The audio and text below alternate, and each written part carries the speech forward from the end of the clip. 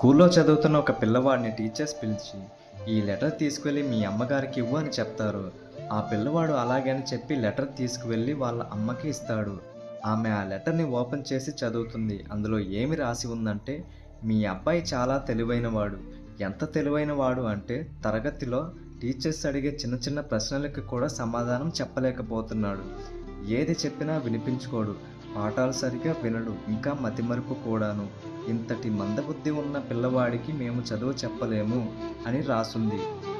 ఆ పిల్లవాడి అమ్మ కళ్ళ నిండా కన్నీళ్లతో, "ఈ రోజు నుండి నేనే మా అబ్బాయికి పాఠాలు చెప్పాలి" అని నిర్ణయం తీసుకుంది. అమ్మ కంట్లో నీళ్లు చూసిన పిల్లవాడు పైకి ఎదగాలంటే విద్య ఒక్కటే మార్గం కాదు, ఇంకా చాలా దారులు ఉన్నాయని గ్రహించాడు. తనకున్న పేదరికం వల్ల డబ్బుల కోసం రైల్వే స్టేషన్‌లో టీ, కాఫీ మరియు తినుబండారాలు, వార్తాపత్రికలు అమ్మేవాడు. తనకున్న కొద్దిపాటి ఖాళీ టైంలో కొన్ని రసాయనాలు ఉపయోగించి పరిశోధనలు చేసేవాడు.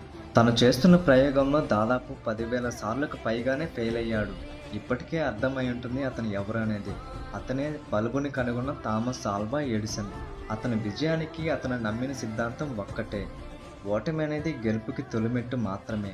నేను 10,000 సార్లు ఫెయిల్ అయ్యాను అంటే 10,000 సార్లు ఫెయిల్ అయిన మార్గంలోనే వెతికాను అని నమ్మాడు.